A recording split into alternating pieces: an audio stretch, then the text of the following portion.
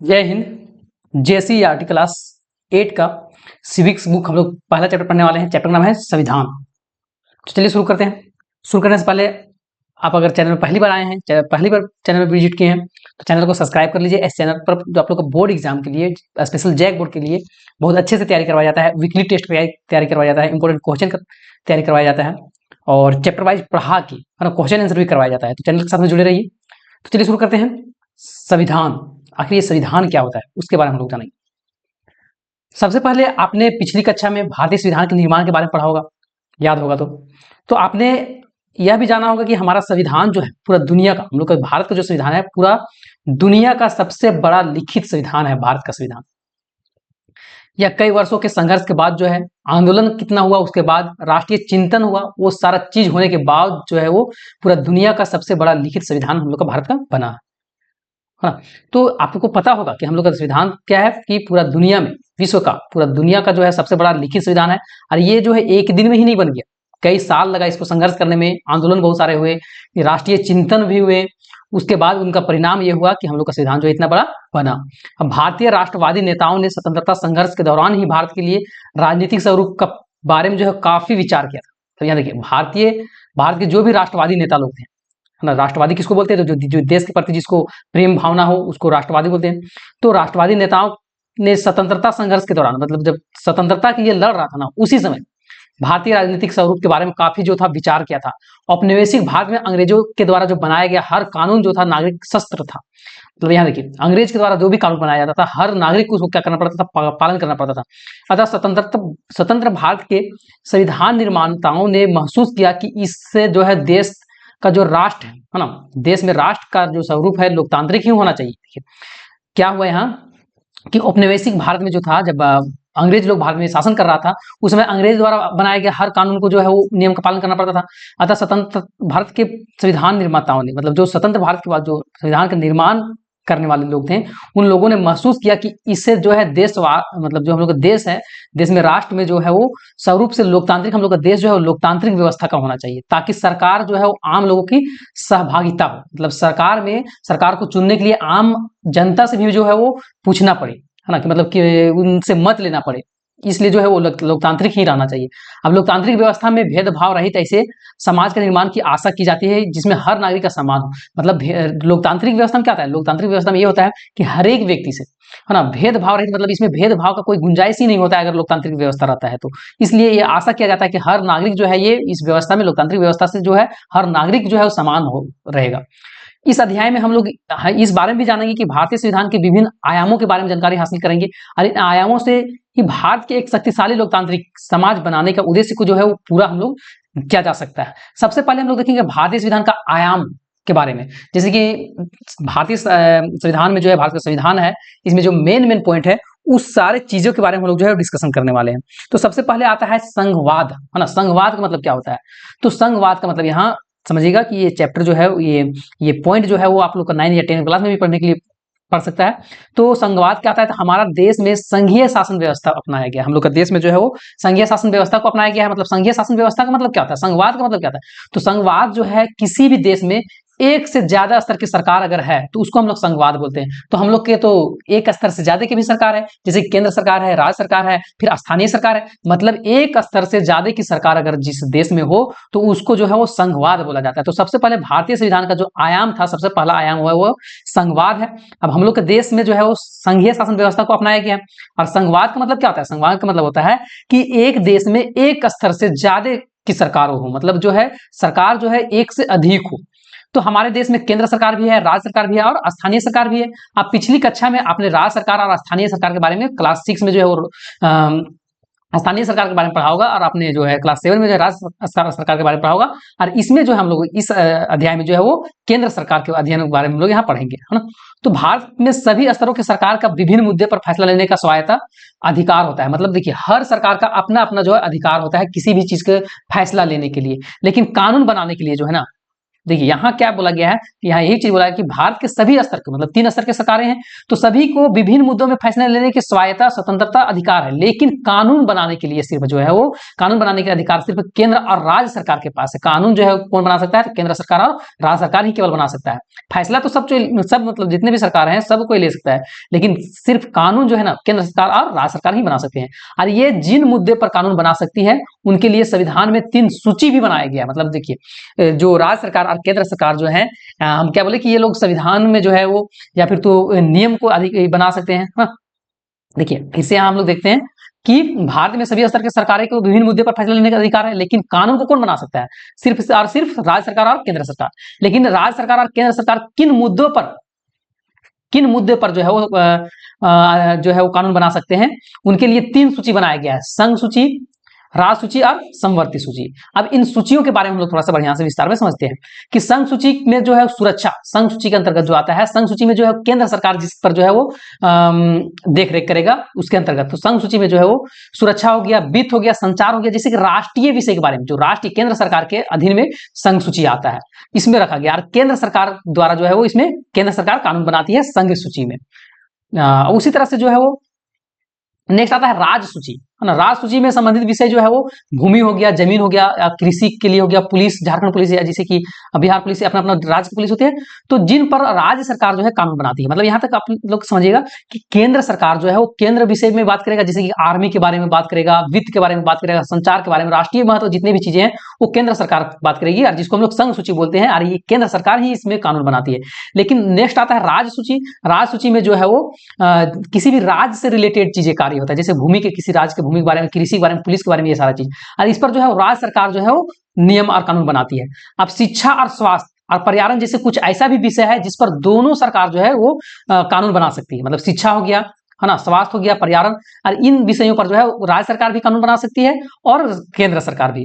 तो इन विषयों को जो है वो समवर्ती सूची के अंतर्गत में रखा गया है, और इन सूचियों को विषय में जो है किसी प्रकार का भी मतभेद नहीं होता है, तो केंद्र द्वारा जो बनाया गया कानून ही मान्य होगा। देखिए अगर इसमें दोनों सूची अगर बनाता है कानून को, तो अगर किसी प्रकार का मतभेद नहीं होता है तो केंद्र सरकार जो है बनाएगा नियम, वो वाला लागू होगा। लेकिन कभी कभी क्या होता है कि किसी राज्य द्वारा कानून बनाया जाता है और कानून में अगर राष्ट्रपति का हस्ताक्षर हो गया तो वह कानून राज्य में मान्य होगा, है ना, वो उस राज्य में मान्य होगा। मतलब देखिए कानून जो है वो अगर मतभेद हो जाता है कि राज्य सरकार भी कानून बनाया और केंद्र सरकार भी, तो इस दोनों में अगर मतभेद होता है तो केंद्र वाला माना जाएगा। लेकिन अगर राष्ट्रपति राज्य वाला में हस्ताक्षर कर देती है तो जो है वो राज्य सरकार के द्वारा जो कानून बनाया गया है वो भी मान्य हो जाएगा। तो भारत के सभी लोगों के इन कानूनों की और नीतियों को पालन भी करना होता है, और प्रत्येक स्तर के सरकार जो है आवश्यकता अनुसार जो है वो संसाधन की व्यवस्था संबंधी प्रावधान का भी उल्लेख किया गया है। नेक्स्ट हम लोग समझेंगे कि संसदीय शासन पद्धति क्या होता है, पार्लियामेंट्री सिस्टम क्या होता है। तो हम लोग के देश में, हमारे देश में संसदीय शासन पद्धति को अपनाया गया है। संसदीय शासन पद्धति जो होता है शासन का वह व्यवस्था है जिसमें व्यवस्थापिका तथा कार्यपालिका के बीच में घनिष्ठ जो है वो सामंजस्यपूर्ण संबंध होता है। देखिए हम लोग के देश में संसदीय शासन पद्धति को अपनाया गया है, और हम लोग के देश में जो है वो संसदीय शासन प्रणाली की वह व्यवस्था है जिसमें कि व्यवस्थापिका जो है और कार्यपालिका, है ना, व्यवस्थापिका और कार्यपालिका मतलब यहाँ जो है ये दोनों के बीच में क्या होता है, गहरा संबंध होता है। कार्यपालिका की शक्ति एक व्यक्ति के हाथ में न होकर ये मंत्रिमंडल या कैबिनेट में निहित होता है, और कार्यपालिका की शक्ति विधायिका, जिसको हम लोग बोलते हैं व्यवस्थापिका, से प्राप्त होती है, और वह विधायिका को प्रति उत्तरदायी भी होता है। यहां समझिएगा पहले कि कार्यपालिका जो है ना, कार्यपालिका जो कार्य को करता है, जैसे कि मंत्री लोग, है ना, कार्यपालिका में जैसे कि कोई भी मंत्री जो है जो कार्य को करता है, मतलब जो विधायिका के द्वारा जो नियम बनाया जाएगा, है ना, उसमें उसी के अधीन में रह के जो है वो कार्यपालिका को कार्य करना पड़ता है। तो कार्यपालिका की शक्ति एक व्यक्ति में नहीं होकर, है ना, ये मंत्रिमंडल में बंट जाता है। मतलब कार्यपालिका किसको बोलते हैं, जो काम को करता है, तो काम करने के लिए केवल प्रधानमंत्री ही नहीं बल्कि उनके द्वारा और भी मंत्री जो है ना वो सारा मंत्री को बंट जाता है। जैसे कि वित्त मंत्री का वित्त से रिलेटेड चीज हो गया, रक्षा मंत्री का रक्षा से रिलेटेड चीज हो गया, स्वास्थ्य मंत्री का स्वास्थ्य रिलेटेड चीज। तो ये मंत्री में जो है शक्तियां को बांट दिया जाता है, कैबिनेट मंत्री में बांट दिया जाता है। और कार्यपालिका को शक्तियां विधायिका से प्राप्त होती है। कार्यपालिका का मतलब जो भी कार्यपालिका है, जो काम करेगा, जो मंत्री लोग है, उस लोग का शक्ति जो है विधायिका मतलब जो कानून बनाते हैं उसी से प्राप्त होता है तथा वह विधायिका के प्रति उत्तरदायी भी होते हैं। अब केंद्र स्तर पर कार्यपालिका का संवैधानिक अध्यक्ष राष्ट्रपति होता है। देखिए केंद्र स्तर पर जो है वो कार्यपालिका का सबसे मेन आदमी जो होता है, कार्यपालिका किसको बोलते हैं? मंत्री बोलते हैं। मंत्री जितने भी मंत्री है कार्यपालिका कहलाते हैं। अब वो सारे को जो हेड होते हैं वो कौन होता है? राष्ट्रपति होता है। लेकिन वास्तव में शक्ति जो रहता है वो मंत्री परिषद के हाथ में ही होता है। जो शक्ति, जो भी काम करने का जो भी शक्ति होता है कि किस तरह का कार्य करना चाहिए, नहीं करना चाहिए, वो सारा का सारा जो शक्ति है मंत्री के पास ही होता है। भला ही हेड राष्ट्रपति होता है। अब मंत्री परिषद का अध्यक्ष जो होता है और सभी मंत्री का जो हेड होता है वो प्रधानमंत्री होता है। यहां समझिएगा कि जितने भी कार्यपालिका होते हैं, है ना, जितने भी मंत्री होते हैं, सबका जो है, जैसे प्रधानमंत्री भी हो गया, चाहे रक्षा मंत्री, स्वास्थ्य मंत्री, विदेश मंत्री, कोई भी मंत्री, सबका हेड कौन होता है? तो सबका हेड होता है राष्ट्रपति, है ना। अब जितने भी मंत्री हैं, है ना, मंत्री परिषद, जैसे कि मतलब प्रधानमंत्री के छोड़ के बाकी मंत्री है, वो सारे का हेड जो होता है वो अध्यक्ष होता है वो प्रधानमंत्री। लेकिन लोकसभा में बहुमत प्राप्त दल नेता को ही प्रधानमंत्री नियुक्त किया जाता है। प्रधानमंत्री कौन बनता है? तो जो लोकसभा चुनाव होता है, लोकसभा में जिसका बहुमत हासिल होता है वही व्यक्ति को जो है वो प्रधानमंत्री बनाया जाता है। उस पार्टी का ही लोग के जो है प्रधानमंत्री बनाया जाता है। अब प्रधानमंत्री लोकसभा या राज्यसभा का सदस्य भी हो सकता है या मंत्री परिषद लोकसभा के प्रति उत्तरदायी भी होती है। अब वोट डालते, यहाँ देखिएगा थोड़ा सा वोट डाल रहे हैं लोग, है ना, खड़ा है वोट डालने के लिए। अब नेक्स्ट आता है स्वतंत्र एवं निष्पक्ष न्यायपालिका। हम लोग तो कार्यपालिका और न्यायपालिका, सॉरी, कार्यपालिका और विधायिका के बारे में तो पढ़ लिए। कार्यपालिका जो नौकर होता है, काम करता है, जैसे जितने भी मंत्री हैं कार्यपालिका कहलाते हैं। और उसी प्रकार जो है विधायिका जो कानून को बनाती है, नियम को बनाती है ना, कि मतलब ये चीज।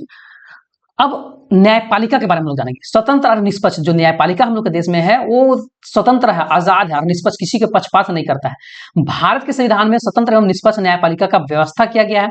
और स्वतंत्र न्यायपालिका से आशय यह है कि उसके कार्य क्षेत्र में किसी भी बाहरी सरकार का या अन्य अंगों का हस्तक्षेप नहीं होगा। मतलब जो न्यायपालिका है उसको कोई दबाव नहीं डाल सकता है, बाहर का कोई भी शक्ति उसको हस्तक्षेप नहीं कर सकता है। वो नियम के अनुसार जो है सारा काम को करेगा। और इसी प्रकार की निष्पक्षता का मतलब है कि न्यायपालिका किसी भी विशेष व्यक्ति या संस्था के लिए कार्य नहीं करती है। न्यायपालिका जो है वो स्वतंत्र रहता है, किसी भी व्यक्ति के लिए नहीं काम करता है, ना किसी संस्था के लिए कार्य करता है। अगर संस्था या व्यक्ति के लिए काम करेगी तो इसको जो है वो किसी न किसी प्रकार से जो है बाहरी हस्तक्षेप इस पर हो जाएगा। इसलिए जो है वो न्यायपालिका जो है वो स्वतंत्र है और निष्पक्ष है। भारत में न्यायपालिका की स्वतंत्रता के लिए संविधान का निम्नलिखित जो है वो प्रावधान किया गया है। क्या क्या प्रावधान है उसको देखते हैं हम लोग। उच्चतम न्यायालय और उच्च न्यायालय के न्यायाधीश, मतलब उच्चतम हाई कोर्ट है ना, और सुप्रीम कोर्ट, ये सब के जो न्यायाधीश होता है उसको नियुक्त जो है वो राष्ट्रपति करते हैं, है ना। उच्चतम न्यायालय और उच्च न्यायालय के न्यायाधीश जो है उनको नियुक्त करने का जो अधिकार है वो राष्ट्रपति को होता है। लेकिन उसको कोई नहीं हटा सकता है ना, राष्ट्रपति का हटाने का अधिकार नहीं होता है। तो उसको कौन हटा सकता है? तो आगे हम लोग देखेंगे।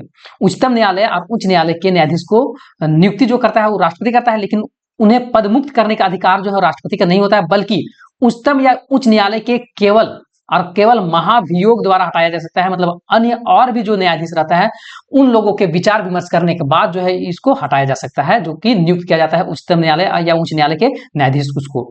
अब उच्चतम या उच्च न्यायालय के अधीन में कर्मचारी की नियुक्ति तथा उनकी सेवा शर्त आदि निर्धारण का अधिकार संबंधी न्यायालय का होता है। सरकार या संसद इस विषय पर हस्तक्षेप नहीं करेगा। देखिए उच्चतम न्यायालय के जो भी कर्मचारी को नियुक्त करना है या फिर तो उनकी सेवा कितना दिन तक रहेगा, ये सारा चीज निर्धारित करने का अधिकार जो होता है और सिर्फ न्यायालय का ही होता है। सरकार इसमें किसी, मतलब न्यायालय से लेके किसी भी प्रकार का जो है वो नियुक्ति या फिर तो पदमुक्त जो है वो सरकार के हाथ में नहीं होता है। वो बस केवल जो है वो इस पर जो है संसद, है ना, सरकार या संसद का विषय नहीं होता है, बल्कि ये न्यायालय द्वारा ही किया जाता है। अब नेक्स्ट आता है कि न्यायाधीश को पद मुक्त होने के पश्चात सरकार के अधीन किसी भी पद को ग्रहण नहीं कर सकते। अगर कोई भी न्यायाधीश को पद मुक्त कराया जाता है, कोई भी न्यायाधीश जो है उसका पद से जो है वो हटाया जाता है, उसके बाद जो है वो सरकार के किसी भी पद को ग्रहण नहीं कर सकता, मतलब किसी भी तरह की नौकरी को नहीं कर सकता है। अधीनस्थ न्यायालय में वकालत भी नहीं कर सकता है ना, कोई भी कहीं भी मतलब वकालत, वकील का काम नहीं कर सकता है। हालांकि इस प्रावधान का अभी उल्लंघन होता ही रहा है। पदमुक्त न्यायाधीश को मंत्री, राज्यपाल या विभिन्न आयोग का अध्यक्ष बनाया गया है अभी तक। अब न्यायाधीशों व कर्मचारियों का वेतन संचित निधि से देय होता है, लेकिन संसद इस विषय पर जो है वो मतदान नहीं कर सकती है। अब नेक्स्ट आता है मौलिक अधिकार। ये जो है मेन चीज यहाँ आता है।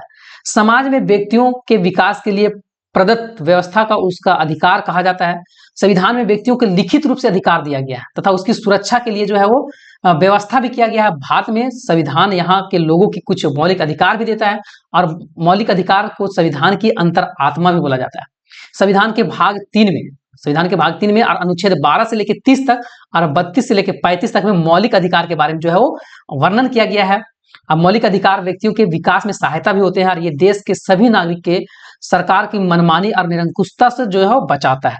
इसलिए जो है वो लोगों को जो है वो कुछ अधिकार दिया गया है। और शुरू में जो है संविधान में 7 मौलिक अधिकार थे, लेकिन बाद में संपत्ति का जो मौलिक अधिकार है उसको हटा दिया गया और वर्तमान में अभी टोटल जो है वो 6 मौलिक अधिकार है। हर एक व्यक्ति का जो है वो 6 मौलिक अधिकार है। अगर किसी व्यक्ति को लगता है कि उसके अधिकार को हनन किया जा रहा है, उसका अधिकार को नहीं पालन किया जा रहा है, तो वो इसके बचने के लिए न्यायालय के शरण में जा सकता है ना। उच्च न्यायालय जो भी न्यायालय है उसमें वो जा सकता है। अब नेक्स्ट आता है कि संविधान जो है, भारतीय संविधान द्वारा नागरिकों को, जो नागरिक है, जनता लोग है, उसको क्या क्या मौलिक अधिकार दिया गया है। 6 मौलिक अधिकार के बारे में हम लोग देखेंगे। सबसे पहला मौलिक अधिकार है समानता का अधिकार। ठीक है, तो कानून की नजर में सभी लोग को समान माना गया है। इसका मतलब यह है कि किसी भी, है ना, सभी लोग जो है किसी भी देश का कानून एक समान सुरक्षा प्रदान कर रहे हैं। देखिए, समानता का अधिकार क्या कहता है, तो कानून की नजर में सभी लोग क्या है, एक समान है। इसका मतलब यह है कि सभी लोग जो है वो देश का कानून एक समान सुरक्षा प्रदान करता है। मतलब देश का कानून जो है सभी को समान सुरक्षा देता है। और इसका अधिकार जो है ना, इस अधिकार का यह भी कहा गया है कि धर्म हो गया, जाति हो गया, लिंग हो गया आदि आधार पर जो है ना किसी भी नागरिक के साथ में भेदभाव नहीं किया जा सकता है। अगर किसी व्यक्ति को खेल के मैदान या होटल या दुकानदार या सार्वजनिक स्थान पर जाने से नहीं रोका जा सकता है। मतलब कोई भी जो है सार्वजनिक जगह पर जा सकता है। इसको समानता का अधिकार में रखा गया है। और राज्य देश के हर नागरिक को जो है सरकारी नौकरी के लिए समान अवसर देता है। सभी को सरकारी नौकरी के लिए जो है अवसर देता है कि तू भी कर सकता है, तू भी कर सकता है। किसी को यहाँ नहीं ये बोला जाता है कि तुम जो है वो नहीं कर सकता है इसको। नेक्स्ट आता है स्वतंत्रता का अधिकार। इसके अंतर्गत देश के नागरिक के अभिव्यक्ति और भाषण, शांतिपूर्ण सभा करने एवं संगठन बनाने का अधिकार है। स्वतंत्रता का अधिकार में क्या है कि इस मौलिक अधिकार के अंतर्गत जो है वो देश के नागरिक, है ना, अभिव्यक्ति कर सकता है, भाषण दे सकता है, कहीं शांतिपूर्ण सभा भी कर सकता है, संगठन बना सकता है, देश के किसी विभाग में आ जा सकता है, रह सकता है, कोई भी व्यवसायिक या कारोबार वो कर सकता है। कोई इसको नहीं रोक सकता है कि मतलब तुम जो है ये इस तरह का व्यापार जो है वो नहीं करो। सो प्रेस हो गया, मीडिया, झंडोत्तोलन जैसे अधिकार भी इसी के अंतर्गत आता है। मतलब कोई भी प्रेस का काम मतलब कर सकता है ना, कोई भी माइक उठा सकता है, बस उसको नियम से चलना पड़ेगा। मीडिया का काम कर सकता है, झंडोत्तोलन ये सारा चीज कर सकता है। नेक्स्ट आता है शोषण के विरुद्ध का अधिकार भी दिया गया है। अगर अधिकार में जो है यह अधिकार मानव की तस्करी, बेगार एवं जबरन श्रम का निषेध करता है। मतलब कोई व्यक्ति जो है किसी का जबरन जो है उससे काम करवाता है या बेगार करवाता है, बिना पैसा दिए उससे काम करवाता है, तस्करी किसी चीज का करवा रहा है, या फिर तो 14 वर्ष से कम उम्र के बच्चों को खतरनाक काम धंधा में लगाया जाता है, तो ऐसे में मजदूरी कराना जो है अपराध है। अब नेक्स्ट आता है अब धार्मिक स्वतंत्रता का अधिकार। तो सभी नागरिक को पूरी धार्मिक स्वतंत्रता की छूट दी गई है। प्रत्येक व्यक्ति अपने इच्छा अनुसार अपना धर्म को अपना सकता है। उसको कोई भी अपना धर्म का कोई भी प्रचार कर सकता है। इसमें कि कोई नहीं बोलेगा कि तुम जो है ये धर्म नहीं मानो। सो नेक्स्ट आता है सांस्कृतिक और शैक्षिक अधिकार। ये क्या होता है, तो संविधान में भारत की सांस्कृतिक विविधताएं को बनाए रखने के लिए आवश्यकता पर बल दिया गया है। अब धार्मिक या भाषाई सभी अल्पसंख्यक समुदाय को अपनी संस्कृति की रक्षा और विकास के लिए अपने अपने शैक्षणिक स्थान खोलने का अधिकार देता है। जैसे कि कोई भी अपना जो है शैक्षणिक अपना धर्म प्रचार करने के लिए कोई भी अपना स्कूल या शैक्षणिक जो है वो खोल सकता है, संस्था खोल सकता है। नेक्स्ट आता है संवैधानिक उपचार का अधिकार। अगर किसी व्यक्ति को लगता है कि उसका मौलिक अधिकार जो है उसका उल्लंघन हो रहा है, तो वो इस अधिकार का सहारा लेकर वो जो है वो कहां जा सकता है, अदालत में जा सकता है। अब सोचिए यहाँ निम्नलिखित परिस्थितियों में कौन सा मौलिक अधिकार उल्लंघन हो रहा है। यदि 12 साल का एक बच्चा ताला बनाने के कारखाना में मजदूरी कर रहा है, तो ये जो उसका मौलिक अधिकार का जो है उल्लंघन हो रहा है। उसके बाद यदि किसी जन समूह में झारखंड में तेलुगु माध्यम का स्कूल खोलने का अनुमति नहीं दी जाती है, खोल सकता है ना। यदि किसी संस्था में कार्यरत किसी भी अधिकारी को इसलिए पदोन्नति नहीं दी जा सकती क्योंकि वो महिला है। और यदि किसी राज्य का कोई नेता दूसरे राज्य में लोगों के राज्य के लिए काम से रोकता है, तो इसमें बोला कि कौन परिस्थिति मौलिक अधिकार का जो है उल्लंघन कर रहा है, तो पहला ही जो है वो मौलिक अधिकार का उल्लंघन किया है। और भी देख लीजिएगा आप लोग। नेक्स्ट आता है मौलिक कर्तव्य। जिस तरह से मौलिक अधिकार दिया गया है उस तरह से लोगों का मौलिक कर्तव्य भी है, मतलब देश के लिए कुछ करे। तो हमारे देश में नागरिक कुछ कर्तव्य भी पालन करने के लिए बोला गया है, जो कि देश की एकता और अखंडता का अनुच्छेद के लिए आवश्यक है। संविधान में वर्णित मौलिक कर्तव्य निम्नलिखित है। कौन कौन मौलिक कर्तव्य है देश के लिए? तो सबसे पहला मौलिक कर्तव्य है कि संविधान का पालन करना है और उसके आदर्शों, संस्थाओं और राष्ट्र ध्वज और राष्ट्रगान का भी आदर करना है। ये पहला जो है मौलिक कर्तव्य है। और उसके बाद जो है स्वतंत्रता के लिए हमारे राष्ट्रीय आंदोलन का प्रेरित करने वाला उच्च आदर्शों का भी अपनाना जरूरी है, ये मौलिक कर्तव्य है। नेक्स्ट है कि भारत की संप्रभुता एवं एकता और अखंडता अक्षुण्य रखना चाहिए, ये भी मौलिक कर्तव्य है। देश की रक्षा और आवाहन किए जाने पर राष्ट्र की सेवा करनी चाहिए, मतलब देश की रक्षा करना चाहिए। कोई अगर आवाहन करता है तो देश की रक्षा के लिए हमेशा आगे रहना चाहिए। भारत के लिए जो है वो भारत के सभी लोगों को समरसता और समान भ्रातृत्व का भावना और निर्माण, महिलाओं के सम्मान को ठेस पहुंचाने वाली प्रथाओं का त्याग करना चाहिए। देखिए यहाँ क्या बोला है, भारत में सभी लोगों को समरसता और सम्मान भ्रातृत्व, मतलब देखिए आप भाई के मतलब विचार से सबको देखना है, और महिलाओं को जो है वो ऐसा कार्य नहीं करना है कि मतलब उसको ठेस पहुंचे। नेक्स्ट आता है सामाजिक, सांस्कृतिक और गौरवशाली परंपरा के महत्व को समझना और उसकी परीक्षण करना चाहिए। प्राकृतिक पर्यावरण और जिनके अंतर्गत वन, झील, वन जीव और ये सारे चीज आते हैं, उनको संवर्धन करना चाहिए, रक्षा करना चाहिए। और भी कर्तव्य क्या है, तो वैज्ञानिक दृष्टिकोण से मानववाद और ज्ञानार्जन जो है तथा सुधार की भावना विकास करना चाहिए। सार्वजनिक संपत्ति को सुरक्षित रखना चाहिए, जो भी सरकारी चीज है उसको भी सुरक्षित रखना चाहिए। व्यक्तियों के सामूहिक गतिविधियों को सभी क्षेत्रों में उत्कर्ष की ओर बढ़ने का सतत प्रयास भी करना चाहिए, जिससे कि राष्ट्र निरंतर विकास की ओर बढ़े और ऊंचाइयों तक बढ़ सके। और माता पिता या संरक्षक के 6 से लेकर 14 वर्ष तक की आयु वाले बच्चे को जो है बालक प्रतिपाली या को जो है शिक्षा अवसर प्रदान करना चाहिए, मतलब जो 6 से 14 साल तक है उसको कहीं भी जो है वो अच्छी तरह से मतलब शिक्षा देना चाहिए, उसको मजदूरी के लिए नहीं भेजना चाहिए। ये सब कर्तव्य है, मौलिक कर्तव्य, टोटल जो है वो 11 है। अब नेक्स्ट है कि धर्मनिरपेक्षता क्या होता है। तो हम लोग का देश में जो है वो किसी को धर्म का बढ़ावा नहीं दिया जाता है। धर्मनिरपेक्षता का शाब्दिक अर्थ यह है कि धर्म के प्रति निरपेक्ष भाव का होना। भारतीय संविधान में सभी धर्मों को जो है वो सभी को अपने धार्मिक विश्वास और तौर तरीके पर अपनाने का पूरी छूट देता है। सबके लिए समान धार्मिक स्वतंत्रता का विचार में ध्यान रखते हुए इस देश में धर्म और राज की शक्ति एक दूसरे से अलग रखने की रणनीति बनाई गई है। देखिए मतलब यहाँ क्या है कि धर्म को अलग रखना है और राज को अलग रखना है, दोनों को जो है मिलाना नहीं है। धर्म को राज से अलग रखने के इसलिए बोला गया है, ये जो है वो हम लोग का देश जो है वो धर्मनिरपेक्ष है, मतलब इसमें किसी भी धर्म का बढ़ावा नहीं दिया जाता है। यहाँ सब धर्म जो है वो समान है, इसलिए राष्ट्र को अलग रखना है, धर्म को अलग रखना है। धर्म अपने जगह पर है, राष्ट्र अपने जगह पर है। भारत का संविधान जो है भारत को एक धर्मनिरपेक्ष राष्ट्र घोषित करता है, और भारतीय राज्य की बागडोर न तो किसी धार्मिक समूह के हाथ में होता है, न ही किसी एक धर्म के समर्थन भी देता है, बल्कि भारत में विद्यालय, कचहरी, थाने, दफ्तर जैसे सरकारी संस्थाओं में किसी खास धर्म का प्रोत्साहन भी नहीं किया जाता है। संविधान में जो प्रावधान किए गए उनका निष्कर्ष यह है कि कोई भी एक धर्म समुदाय जो है, एक धार्मिक समुदाय किसी भी दूसरे धार्मिक समुदाय को दबा नहीं सकता है। मतलब जो है कोई भी एक धर्म जो है वो दूसरे धर्म को नहीं बोल सकता है तुम्हारा धर्म ऐसे उस तरह से है, दबा नहीं सकता है।